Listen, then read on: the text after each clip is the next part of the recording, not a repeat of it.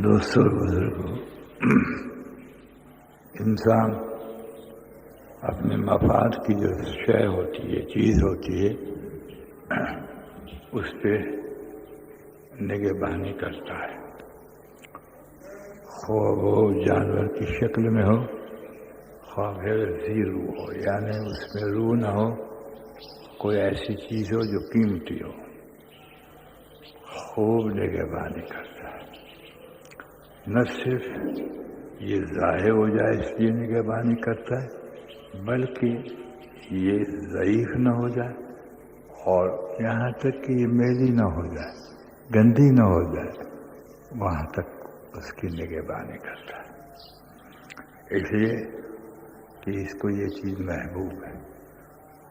شال و نادر کوئی انسان دنیا میں ایسا ہوگا پاگل جو دنیا کی اشیاء جو اس کے قبضے میں جو اللہ نے اس کو دی ہے، اور وہ نعمتیں جو جانور کی شکل میں ہے جو حلال ہے، اور وہ مکانات جو اللہ نے ان کو دیے ہیں، ان کی ہر طرح سے نگہداشت نہ کرتا ہو اور اس کی فکر نہ کرتا ہو۔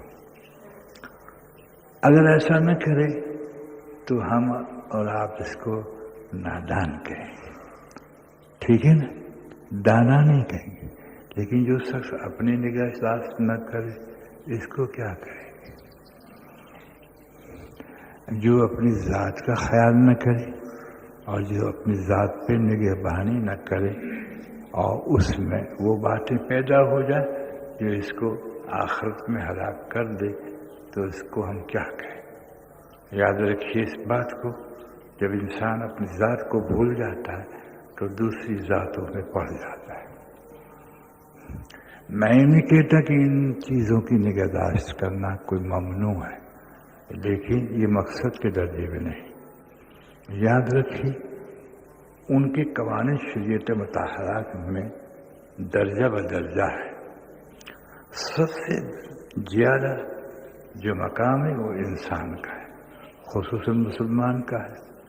اگر اس نے اپنی ذات پہ نگہبانی نہ کی اور یہ ضائع ہو گیا تو نہ صرف یہ ضائع ہوتا ہے بلکہ اس کے متعلق اور اس کے ارد گرد رہتے ہیں، اس کو ہو سکتا ہے یہ بھی ضائع ہو جائے۔ سب سے بڑھ کر قیمتی چیز انسان ہے، خصوصاً مسلمان ہے، لیکن ایسا نہیں ہوتا۔ یہ اس لیے نہیں ہوتا کہ اس نے اپنی ذات سے اور ذاتوں کو محبوب بنا لیا۔ آپ کو اس کی دلیل یہ ہے کہ انسان حرام کا رزق کھاتا ہے، تو اس نے رزق کو مقدم قرار دیا، اپنے آپ کو دوزخ کے لیے تیار کر دیا۔ اس کو یہ رزق بہت پیارا ہے، بڑھیا نعمتیں پیاری ہے، کھانے اچھے، لباس اچھے، مکانات اچھے، اس میں اللہ کے حکم کو توڑا۔ دیکھا آپ نے، اس کو یہ چیزیں محبوب ہو گئی۔ جب انسان کو اپنی ذات کے سوا کوئی چیز زیادہ محبوب ہو جاتی ہے تو اپنی نظروں کے اندر یہ کچھ نہیں رہتا اور یہ ہلاک ہو جاتا ہے۔ اور یہ ایک نظام ہے کفر کا، اور یہ ایک فندہ ہے شیطان کا، اور یہ خواہشات نفس کی۔ یاد رکھیے اس بات کو، جب انسان ان خاکوں پہ چلتا ہے تو اسلام زبان پہ رہ جاتا ہے، نفسانیت کا مذہب ہوتا ہے، غیروں کی مساوات ہوتی ہے، زبان پہ ہوتا ہے نصارے کی دشمنی، دل آسنا ہوتا ہے۔ زبان پہ ہوتا ہے کہ بھارت کے کافر بہت خراب ہے، دل آسنائی پکڑتا ہے۔ جہاں زبان پہ ہوتا ہے کہ بابری مسجد بت خانہ نہ بن جائے، لیکن دل بت خانہ بنائے ہوئے ہوتا ہے، وہ پتہ نہیں ہوتا۔ عجیب غفلت، ایسے کی نکتہ چینی اللہ قبول نہیں فرماتے، ایسے کی باتیں اللہ قبول نہیں فرماتے۔ جو باہر اور اندر سچے ہیں، اسلام کی خدمت ان کے لیے مقصود ہے، اللہ ان کو ہی قبول فرماتے۔ اس لیے دیکھیے کروڑوں ہاتھ اٹھتے ہیں، کوئی زندگی نہیں بدلتی، اس لیے کہ اس ہاتھوں میں کوئی حقیقت نہیں ہے۔ زبان سے بات گزرتی ہے اور سامنے آتی ہے، اس میں حقیقت نہیں ہوتی۔ بہرحال ایک انسان ایسی مبارک ذات اپنی ہے اس کو ظاہر کر دیتا ہے۔ افسوس تو اس بات کا ہے کہ جو سروں پہ ہوتے ہیں وہ بھی اس کا تذکرہ نہیں کرتے، اس لیے کہ وہ بھی اس میں ڈوبے ہوئے ہوتے۔ پھر دنیاوی تعلیم اور پھر اقتصادی نظام اور معاشرہ اور تجارت سب اس چیز پر کہتی ہے کہ تجارت باقی رہے، چاہے میں بگڑ جاؤں، میلوں کے نقشے باقی رہے چاہے میں بگڑ جاؤں، اپنا اقتدار باقی رہے چاہے میں ہلاک ہو جاؤں۔ اگر میں غلط کہتا ہوں تو آپ اپنی ذات پر، میں اپنی ذات پہ نگاہ ڈالوں اور امت پہ نگاہ ڈالے، امت کے ہر خاکے پہ نگاہ ڈالے، ہر چمکتی ہوئی نظر آئے گی لیکن ہم بجھتے ہوئے نظر آئیں گے۔ اور یاد رکھیے اس بات کو، انسان اللہ کی یہاں قیمتی اس وقت بنتا ہے جب اپنے آپ کو قیمتی بنانے کی کوشش کرتا ہے اور اپنی ذات کے علاوہ ہر چیز کو بے قیمت سمجھتا ہے اپنے مقابلے میں۔ اس لیے کہ اللہ نے حیثیت انسان کو دی ہے، چیزوں کو نہیں دی۔ اس کی دلیل یہ ہے کہ چیزوں کے لیے انسان نہیں پیدا ہوا، انسان کے لیے چیزیں پیدا ہوئی ہیں۔ یہ مخدوم ہے، خادم نہیں۔ جب خادم کی طرف مخدوم متوجہ ہو جائے گا عملاً تو اللہ کی نگاہ سے گر جائے گا، اس کی کوئی حیثیت نہیں رہے گی۔ اس سے جبریل بھی منہ موڑے ہوتے اور فرشتے بھی منہ موڑے ہوئے ہوتے، بیزار ہوتے۔ اس لیے ہم کہتے جو ناشکری کرے گا اس کو شدت کا عذاب ہوگا۔ یہ سب سے بڑی ناکامی ہے کہ اللہ نے جس کو قیمتی بنایا ہے اس نے اپنی قیمت کو پہچانا نہیں، اس نے اللہ کی اس نعمت کی قدر نہ کی، اور یہ بڑی ناشکری ہے۔ اس لیے شاد و نادر کوئی انسان ایسا نہیں جو عذاب میں نہیں۔ آپ کو عذاب ہے، عذاب آپ کس کو کہتے ہیں؟ دل کو چین نہ ملے یہ بڑا عذاب ہے، ذہن کو سکون نہ ملے یہ بڑا عذاب ہے۔ روٹی کا مل جانا ایک خصوصی اللہ کا کرم نہیں۔ کسی کافر کے دل کو اطمینان ہو تو آپ لے آئیے، میں ان کے پیروں میں پڑنے کے لیے تیار ہوں۔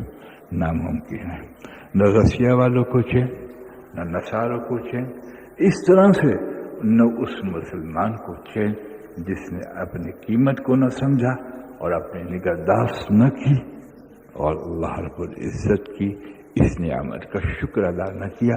آپ کو اس کی واضح دلیل کہ ہر انسان پھر کوشاں ہوگا، اور اسباب کی طرف زیادہ کوسا ہوگا جس میں یہ چین پائے گا۔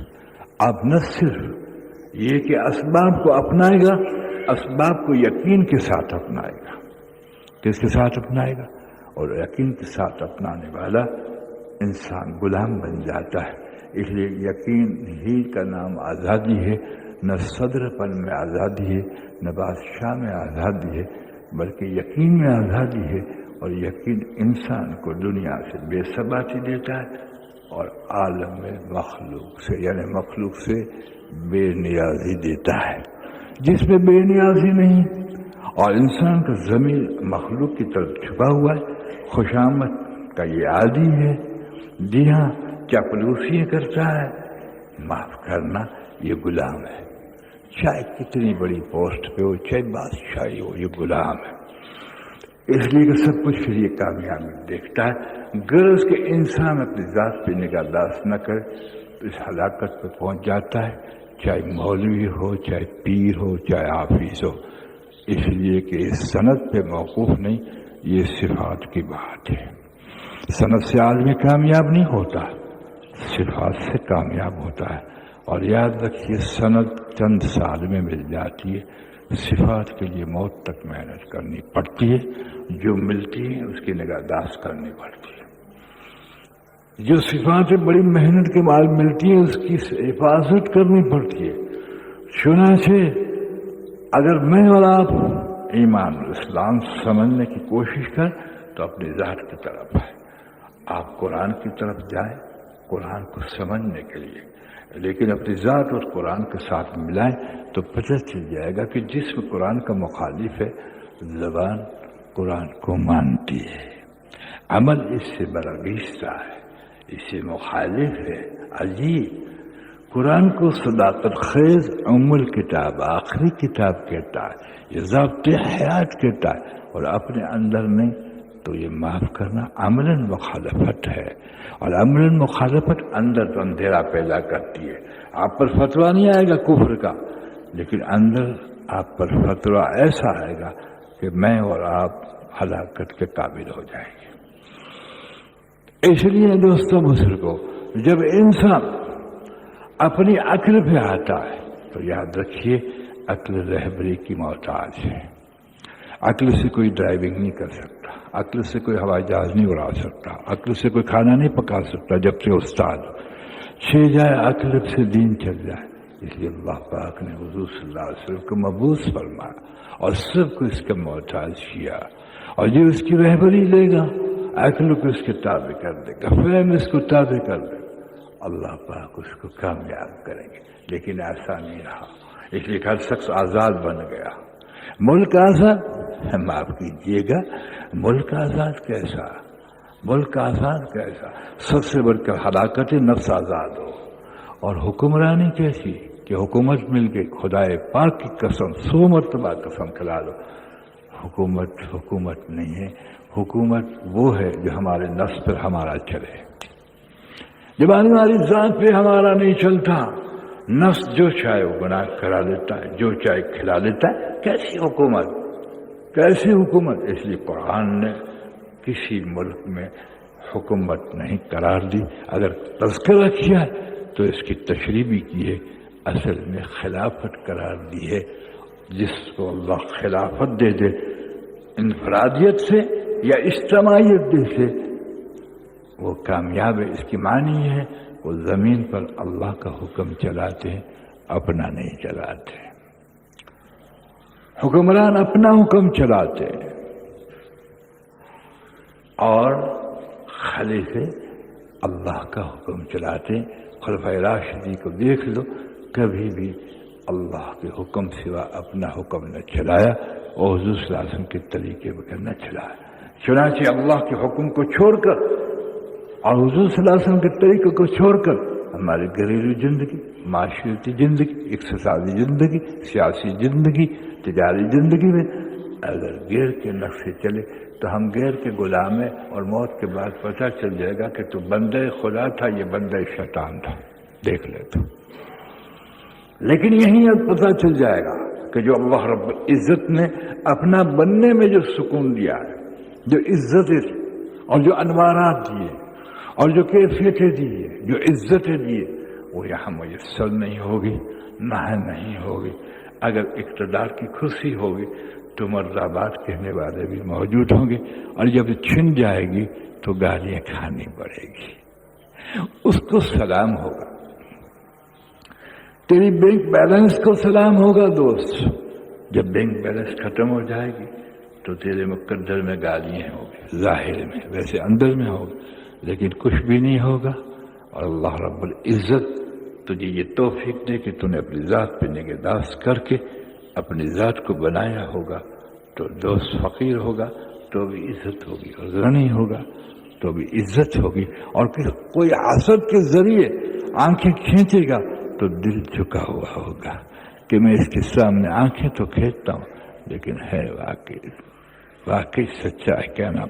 اس لیے کہ صداقت کا لوہا اللہ ضرور منواتے ہیں, صداقت کا لوہا اللہ ضرور منواتے ہیں. سن لیجیے اس بات کو, اس لیے کہ ہم دین کی طرف آئے نہیں, اندر تو دین کجا آئے نہیں. جو کچھ دین ہے وہ پیٹ بھرنے کے نقشے ہے. دین کے ذریعے معاف کیجیے گا, دین کے ذریعے اپنی ذات کو بنایا جاتا ہے, دین کے ذریعے مال نہیں لیا جاتا, دین کے ذریعے شہرت. دین اس لیے نہیں آیا, دین اپنی ذات کو بنانے کے لیے آیا, دین اپنی ذات کو بنانے کے لیے آیا, دین مکان بنانے کے لیے آیا. مکان کیسا بنانا اس لیے آیا. دین کپڑے بنانے کے لیے نہیں آئے, کپڑا کیسے بنانا اس لیے آیا ہے. دین شکل و صورت بنانے کے لیے نہیں آیا, بلکہ کیسا بنانا ہے. دین دنیا میں رہنے کے لیے نہیں آیا, بلکہ کیسے رہنا چاہیے. یہ نظام کفر کا ہے, جو اپنی مرضی چلاتا ہے. یہ شرک کا نظام